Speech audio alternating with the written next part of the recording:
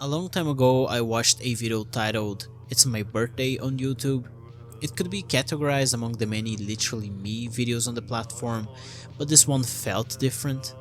I watched it repeatedly and eventually my curiosity grew.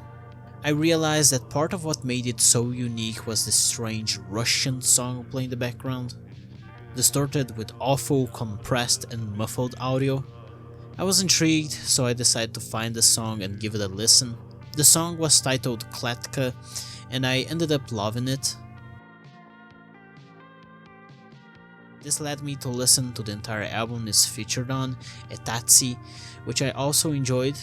Etatsi maintained that same unique style and gritty sound, although in my opinion, none of the other tracks quite matched the impact Kletka had on me.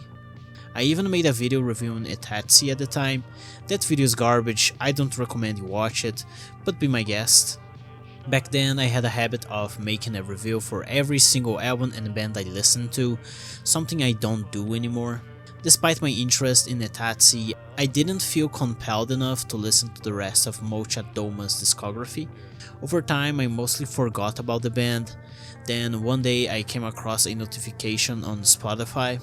Belaya Polosa, new album by Molchat Doma. A new album? Let's give it a chance.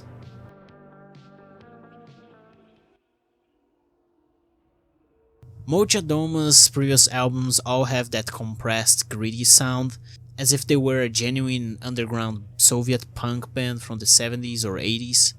Naturally, I expected Belaya Polosa to continue this style, but I was totally wrong. This album has a completely different sound. It retains the same atmosphere and aesthetic as their earlier work, but with a fresh clarity and a cleaner sound that I loved. Belaya Polosa is to Molchat Doma the same thing Random Access Memories is to Daft Punk. Both were the fourth albums of their respective bands, marking a turning point in their sounds.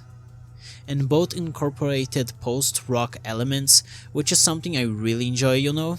Heavy metal and progressive rock are my favorite genres, so anything more aligned with them will of course sound great to me. With Belaya Polosa, the muffled, compressed sound is gone, replaced by a clean, more refined audio quality, yet the Soviet Brutalist aesthetic remains. This feels like a natural evolution from their earlier work, keeping the essence but pushing the sound forward. Speaking of brutalism, it's interesting how Molchat Doma has featured brutalist architecture on all four of their album covers. Brutalist architecture originated in the 1950s in the United Kingdom as a post-war cost-efficient building style, making it popular among countries with struggling economies. Although often associated with the Soviet Union, brutalism isn't unique to the USSR. Here in Brazil, for instance, we had our own brutalist movement, and I have to say, some of those buildings look stunning. I'm not an expert on brutalism, just an enthusiast you could say. I just think those buildings look dope.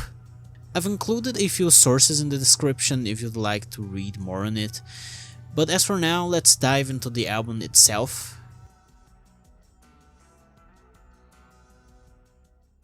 Now, I'll go track by track with my thoughts on each song.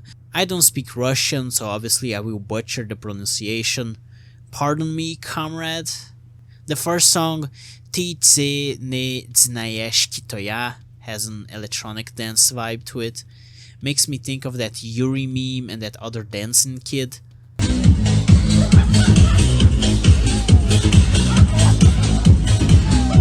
It's a solid opener, setting the mood for the album.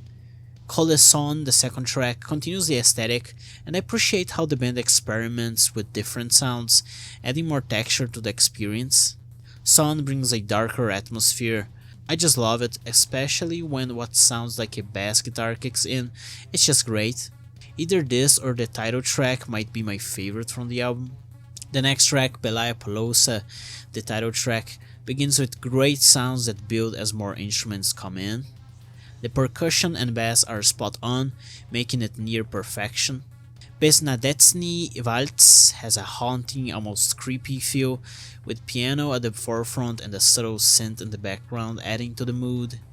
Cherny Chiveti is also rich instrumentation, makes me feel like I'm watching Soviet Drive. Roman Glazunov. It also reminds me of that game called Beware, which also has that more Soviet aesthetic to it. The next song, 3, isn't that bad, but it doesn't stand out much in this album and it's probably my least favorite. Nev Dvoen starts with an ethereal sound with deeply emotional vocals. Though I haven't looked up the lyrics, I can imagine they explore themes like isolation and melancholy. I just want to leave the meaning blank in my head so that I can fill it up with my own imagination. Yatak Ustol features some great keyboard and synth work, while Zimniania, the closing track, doesn't stand out but still serves as a good conclusion.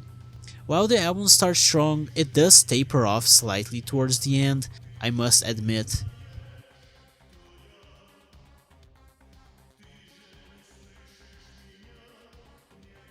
Overall, Belaya Polosa is definitely a step up from their earlier music. It's not a perfect album, as the last few songs are somewhat less memorable, but the band is clearly heading in a direction I enjoy. If they continue with the sound and keep experimenting, I'll definitely follow along. This album even makes me want to visit Belarus or Russia, definitely after the current conflict settle down. It also kind of makes me want to play the Red Alert series. But that's beside the point. Maybe someday I will play those games and make a few videos on them. In the end, Molchat Doma is moving forward, and I'm excited to see where they will go next.